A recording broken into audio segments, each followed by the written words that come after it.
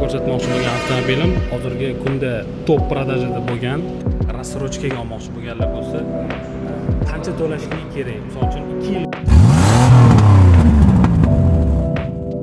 Depal avtomat avtosaloni manzili bo'yicha hozir turibmiz. Maxtumquli ko'chasi 75 deb yozsanglar ham chiqadi. Yo'qida Changan Depal Maxtumquli deb yozsa Google'dan mana hop manzil keladigan bo'lsa, bu 3 etajli mostdan to'g'ri bu yoqqa qarab kelaverishinglarda o'ng qo'lingizda joylashgan orientir. To'g'rida ko'rayotganinglar Diplomat International School. Kelsanglar bu yerda kutib olishadi. Ish vaqtlarini ko'rsatamiz. Hop.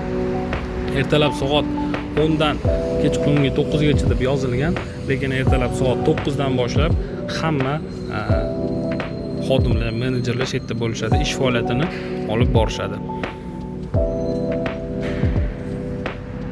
Bu yoqqa kirsanglar уже showroom. Bu yerda hamma modellar mavjud. Bundan tashqari avtomobilga test drayvlar ham bor, kelib haydab ko'rsanglar bo'ladi, sinovdan o'tkazib ko'rsanglar bo'ladi. Faqatgina bu uchun raqamlar qoldiramiz mana shu yerda. Shu raqamlarga bog'lanib, bemalol o'zingizlarni vaqtinglarni aytsanglar, shu paytga avtomobillarni tayyor qilib qo'yishadi. Kelib, o'chirib kutmasdan bemalol avtomobil bilan tanishib, yaqindan ko'rib, haydab ko'rib, sinovdan o'tkazib ko'rib, bundan tashqari avtomobilning narxi bo'yicha, to'lov turlari bo'yicha ma'lumotlar olsanglar bo'ladi. Bu uchun kerak bo'ladigan narsa albatta pasport kerak bo'ladi, chunki scoring degan narsa bor, KTM degan narsa bor.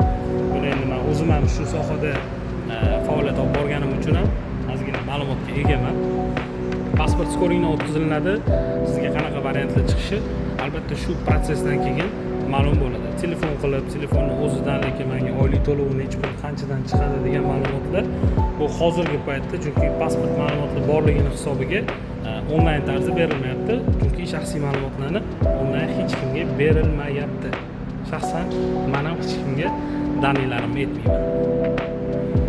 Barchaga assalomu alaykum. Bugun biz Maxtumqulida joylashgan avtosalondamiz, Changan Depalda. Hammalarni avtosalonga taklif qilamiz, kelib ko'rib, avtomobillar bilan tanishinglarni. Sizlarga ko'rsatmoqchi bo'lgan avtomobilim hozirgi kunda top продажада bo'lgan, ya'ni eng ko'p sotilgan avtomobillardan bittasi bu Changan Depal S07 gibrid avtomobil. Buni 1215 km zapas xod deyapti. 215 km bu elektrichkada yuradi, 1000 km qolgani benzinda harakatlanadi. Bu degani sizlarga juda ham qulay. Yana bu motor bo'yicha xarakteristika keladigan bo'lsak, bu yerda atmosferniy 1,5 litrli motor turibdi. Bu atmosferniy motor juda ham qulay. Nimaga desa, ko'pchilik biladi, ko'pchiligi tanish уже motor hisoblanadi. Oldi dizaynlariga qaraydigan bo'lsak, ko'rinayotgan narsalar bizga LED lampalari deydi-ku, LED chiroqlari bilan jihozlangan avtomobil. Yon tarafidan 360 gradus kameralari, bu qulaylik beradigan joylari shundaki, 360 gradus kamera parkovka qilayotganda shaxsan o'zimga menga qulaylik beradi, chunki men pakovoylar bilan o'rganganman, to'g'ri.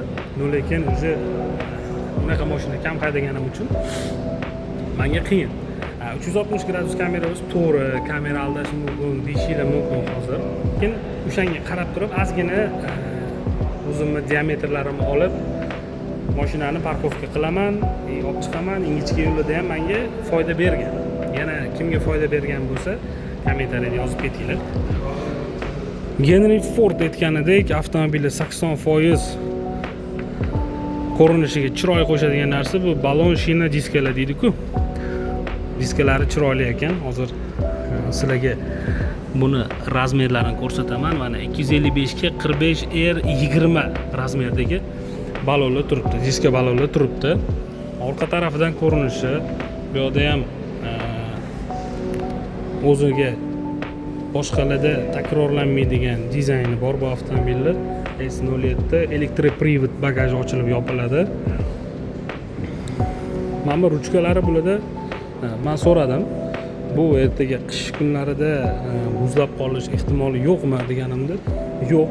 Ushbu avtomobillar o'zi Depal O'zbekiston hududida, O'zbekiston sharoitida 2 yildan beri ekspluatatsiya qilinyapti. hali bunaqa muammoga duch kelmadik deyishyapti. Keyin menga yana bitta joyi ma'qul keldi. Bular bezramishni ko'rayotgan bo'lsanglar, menga bunaqa avtomobillar yoqadi. Sizga ham yoqadimi? Shuni aytib ketinglar. Siz aynan siz ichkarisiga ham bitta o'tamiz. Eshikni ochsanglar, bu yoqda sizlarni salon kutib oladi. Hozir qarab turinglar monitorga. Yo bismillah, mana men o'tirdim. Monitor menga qaradi, sidena to'g'rilandi. Ya'ni buni pamyat sidenasi degan. Bu degan. Ko'rib turganingizdek panorama lyuk bor bu yerda. Lyukdimi? Panoramani o'zi bezlyuk. Adashib ketdim, men bor uzr so'rayman. Ko'rib turganingizdek mana saloni bu yerda sizni taniydi bu avtomobil.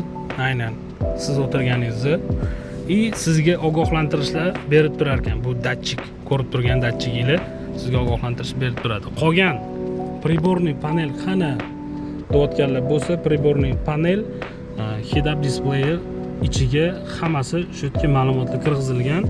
Hammasi mana shu yerda yo'lda yurganingizda ko'rinib turadi. Bu yerda klimat kontrol, 9 zonli klimat kontrol, беспроводной zaryad bor. Bu nima kerak desanglar, bu zamon talabi hozirgi kundagi. Bu yerda telefoninglarni zaryadga qo'yish bemalol oladi, беспроводной. Холодильник bormi deganlar bo'ladi. Холодильник bor. Bu холодильник deyilmasligini tarafdoriman men. Chunki bu охлаждение deyiladi. Охладить qilib beradi. Yaxlatib muzlatib tashlamaydi, muzdek ushlab beradi. Suvinglarni yoki nimadir napitklarni, ichimliklarni yoki nimadir ehtiyojingizga yeydigan, ichadigan narsalar. Multi rul, cruise control, adaptivniy cruise controlga ega ushbu avtomobil. Bu yerda mana bu narsa hammasini hal qiladi. Monitor bemalol bu yerda YouTube ham ko'rsanglar bo'ladi, navigatsion panel qilib ishlatsanglar ham bo'ladi. Bemalol hamma funksiyalar. Eng muhim joyi, men uchun muhim joyi bu Chang'an Deepal o'yladim. Xitoy avtomobili, ko'p yozuvlari xitoychamikin, xitoycha bo'larmikin balki deb o'yladim. Lekin yo'q, уже обновление qilingan. Bular hammasi уже rusifikatsiya qilingan. Bemalol siz bilan biz tushunadigan tilda avtomobil turibdi. Bemalol hamma joyiga kirib funksiyalar bilan tanishib ko'rsanglar bo'ladi. Men hozir videoga olishdan oldin bir ko'rdim, mashinani o'tirdim, bu yerdagi menejerlar bilan gaplashdim. Mashinaga o'tirib keyin tushaman deganimda bir qiziq holat yuzaga keldi. Tushaman dedim. Endi biz o'rganib qolganmiz, men bu yerdan qidirolmay, buni tegidamikin deyapman. Keyin yaxshilab qaradim. Yaxshilab qarash kerak. Mana bu joyi eshikni ochadigan joyi ekan. Shuni men o'zimga life hack, ya'ni insight deydimi, shunaqa qilib bilib oldim. Ko'rayotganingizdek, bokovoyda podogref bor. Qish kunlarida artib o'tirmaysizlar, faqatgina yoqib qo'ysanglar bu yerdan bo'ldi. Keyin slipoy zona datchiklari ham bor. Bemalol 70-90 gradusda bemalol oladi. Mashina ketayotganini adashmasam agar, yana adashgan bo'lishim ham mumkin. В целом mashina shu, yana eshik ochadigan joy qidiryapman. Men bu bezramishniy bo'lganiga lekin maza qildim. Endi sideniya regulirovkasi. Bu oldiga yuryapti, orqaga, tepaga, pastga. 4 ta направление bor. Endi spinkani to'g'rilaymiz. Oldiga, orqaga qilsanglar bo'ladi. Men bu подушка для спина deydimi? Yana kim nima deb aytadi bilmadim. Shuniki uzoq yo'lga yurganingizda bel charchamasligi uchun bu narsa qo'yilgan. Endi uzoqqa boradigan akalarimiz, uzoq yo'lga borib keladi yoki sayohat qilishni yaxshi ko'radigan akalarimiz, opalarimiz, ukalarimiz, do'stlarimiz bo'lishsa, ma'lumot o'rnida sizlarga aytib qo'yaman. Ko'rib turganingizdek, men orqa o'rindiqda o'tiribman. Hozir meni bo'yim 1.70. Mendagi odam yoki 180lik bo'yli odam bo'lsa, oldiga o'tirsa, meni oyog'im bemalol sig'yapti. Undan tashqari mana ikkita musht joy qolyapti. Sizni bo'yingiz necha yozib keting, siz qanaqa bu yerda joylashgan bo'lar edingiz. Podlokotnik bor. Podstakanniklari bilan birga telefonni qo'yib ketsanglar bo'ladi. Bemalol hojona, hojotalarni o'tkazib, maza qilib aylantirib kelaman desanglar ham qulaylik beradi bu. Faqat o'zimiz uchun emas, nafaqat oila a'zolarimiz uchun ham qulay bo'lgan avtomobil deb men hisobladim. Orqada o'tirgan odam bu yerda oldidagi sideniyani ham boshqarsa bo'ladi. Bu degani premium avtomobil degani. Bu yerdan turib siz klimat kontrol, ya'ni iqlim nazoratini ham o'zgartirsangiz bo'ladi. Hammasini. Bu yerda deflektorlari bor, juda ham hozir yaxshi havo kelyapti. Type-C port bor. Orqada o'tirgan odam ham telefonlarini zaryadlash kerak bo'ladigan bo'lsa, endi hammamiz hozir telefon bilan baribir ishimizda yokida narsa ko'ramiz YouTube'da yokida kino ko'ramiz, qaysidir platformalarda. Shu sababdan bemalol zaryadinglar kamayib qolsa, bu yerda zaryadga qo'yib o'tirib bemalol yana dalchi ko'rayotgan narsalarni ko'rib ketsanglar bo'lar ekan.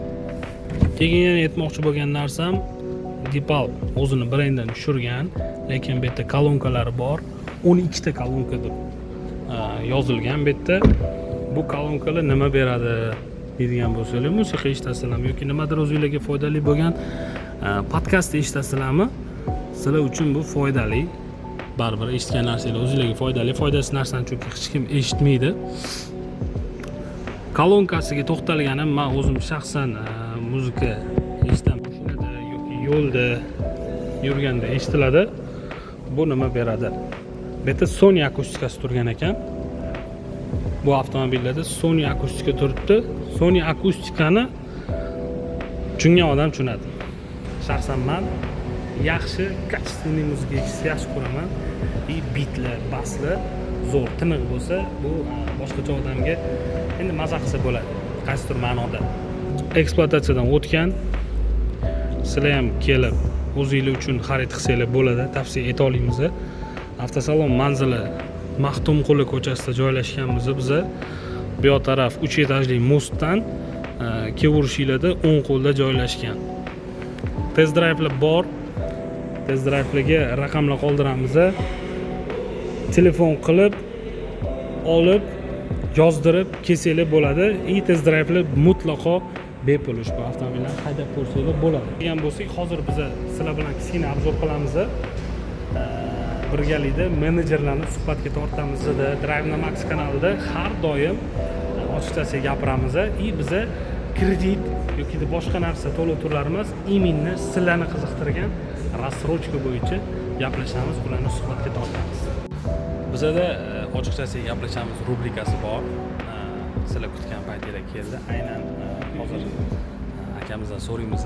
Aynan S07 avtomobil olmoqchi bo'lganlar bo'lsa, rassrochkaga olmoqchi bo'lganlar bo'lsa, qancha to'lashligi kerak? Misol uchun 2 yilga o'rtacha hisobda olaylik. Xo'p, akam o'rtacha hisobda olganda hozir bizda ya'ni bojxona 180 million berasiz. Ya'ni bu dollarda aytganda 15 ming dollar bo'ladi. 15 ming dollar bersangiz 24 oyga 7 milliondan bemalol to'lab olasiz.